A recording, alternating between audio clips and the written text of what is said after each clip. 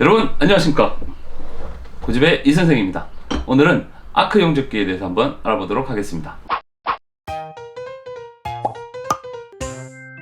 아크 용접기라고 하시면은 건축 현장에서 철골 구조물을 작업할 때 주로 사용하는 장비인데요. 아크 용접기의 원리에 대해서 좀 설명을 드리자면은, 여러분들이 그 가정에서 전자제품을 사용하시거나 아니면은 콘센트를 사용하실 때 전기가 과부하가 걸리게 되면은 전선이 녹아서 두 개가 들러붙는 현상을 많이 보실 텐데요. 합선이라고 얘기를 합니다. 합선이 되면서 선 자체에 플러스와 마이너스 극이 같이 흐르면서 선이 뜨거워지면서 융착이 되는 그런 현상을 합선이라고 얘기를 합니다. 그런 합선이 일어나는 현상을 아크 용접기는 부재를 녹이고 접합하는 데 사용하는 제품이라고 보시면 될 것 같아요. 통상적으로 현장에서 많이 사용하는 이런 저가형 아크 용접기를 저희들은 많이 사용하고 있어요. 보시면은 좀 투박하고 무게도 많이 무겁습니다. 최근에는 스마트형 아크 용접기, 그래서 사이즈도 작고 들고 다니기도 편하고 가격도 싼 이런 제품들이 상당히 많이 나오고 있는데, 가정에서 혹시 필요하시다면 10만원대에서 여러분들이 아크 용접기 세트를 하나 정도는 구비하실 수 있을 것 같습니다. 제품에 대해서 좀 설명을 드리면요, 아크 용접기는 크게 기능이 복잡하진 않습니다. 앞쪽에서 보시는 것처럼 어스와 홀드를 꽂아 넣을 수 있는 이 홈이 있고요, 전원 스위치. 이 제품 같은 경우는 뭐 전격 방지기라는 게 있는데, 있는 제품도 있고 없는 제품도 있습니다.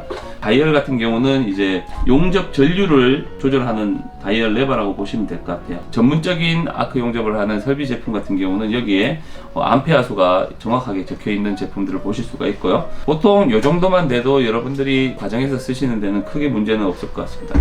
이렇게 아크 용접기 본체가 준비가 되면은 아크 용접기에 연결해서 쓸 수 있는 이렇게 홀더와 접지선, 어스선이라고 하죠. 이 두 가지 선이 있어야 됩니다. 이 어스선은 부재에 접착을 시켜서, 부재와 연결을 시켜서 마이너스 전기가 흐르게 만들어주는 선이고요.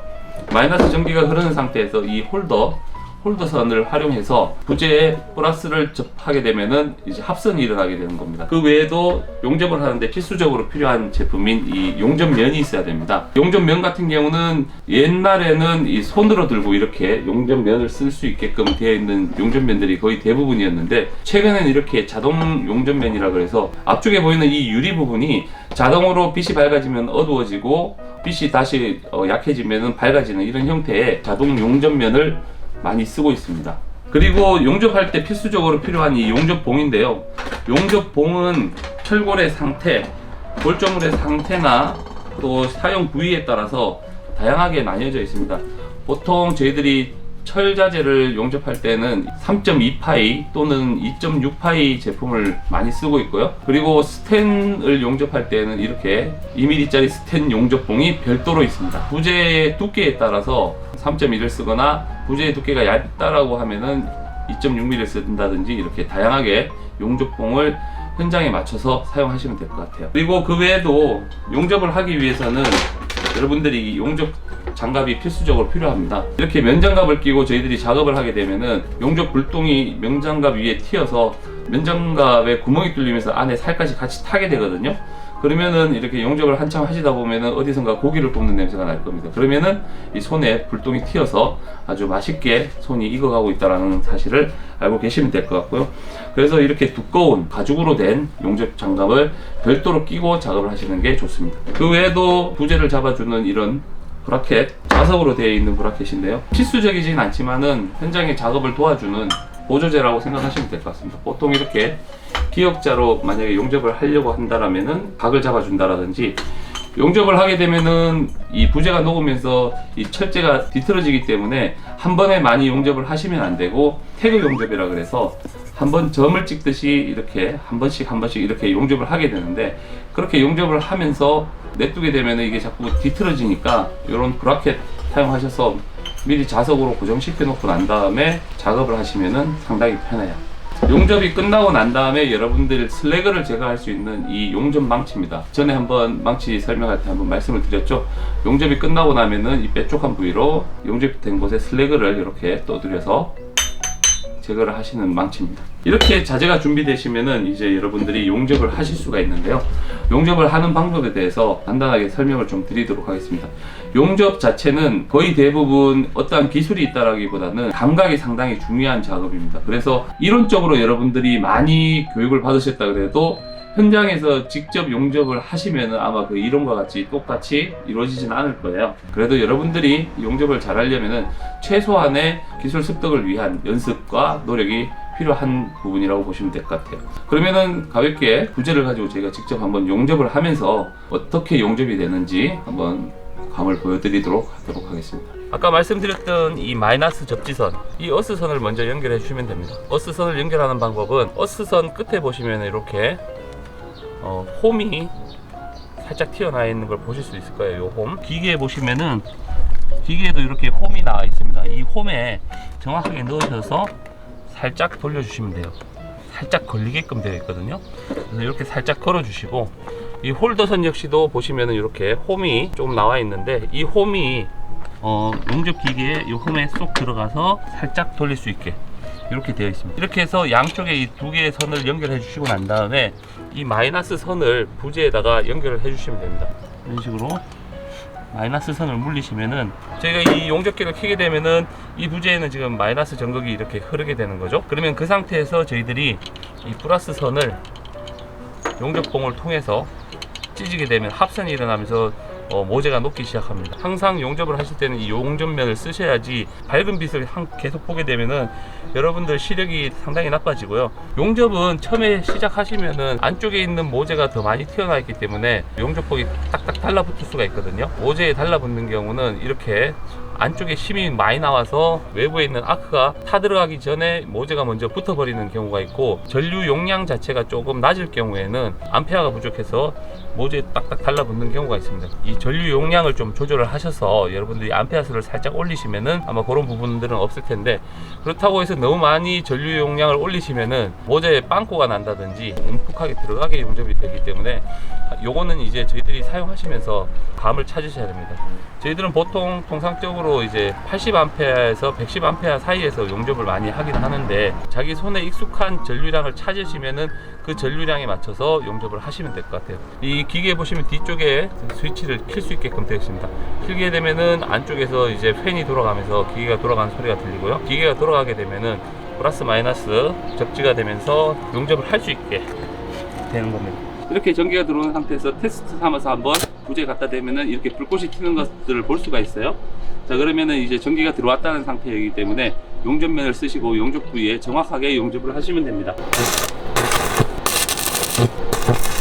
이렇게 각재를 조립하실 때는 이런 연결 부위에 태그를 놓는다 그러거든요.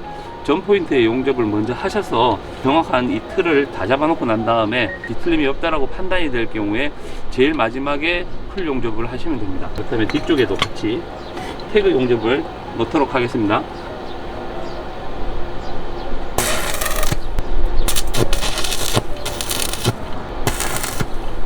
태그 용접을 하고 나면은 저희들이 용접 망치를 통해서 이렇게 슬러그를 제거해 주셔야 돼요.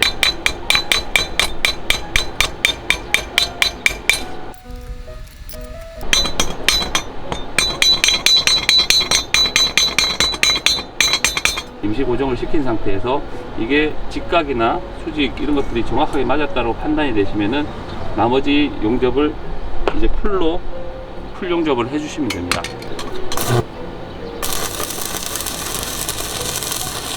부재 자체가 얇기 때문에 제가 용접을 상당히 좀 빨리 하긴 했습니다.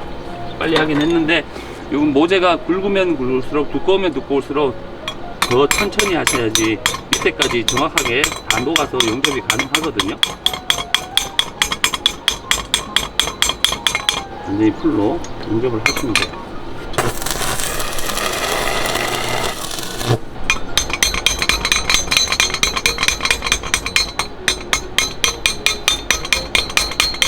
암페어가 세거나 부재가 얇을 경우에는 이렇게 빵꾸가 나는 경우도 덜어 생깁니다.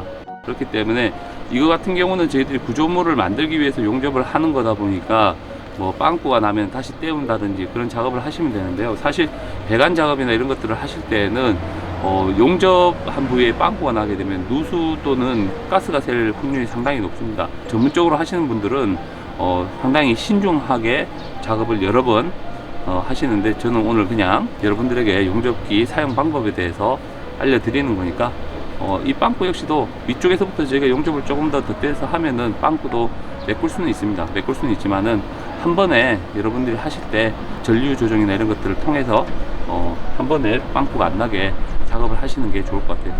현장에서 이 빵꾸 나면은 욕 먹습니다. 저희는.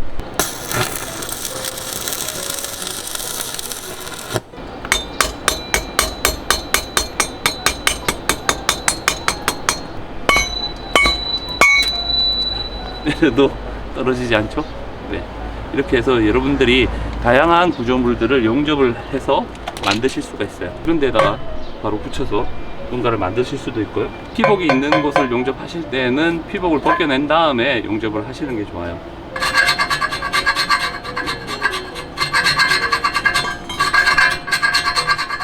농막이칠까지 돼 있으니까 안 붙는구나.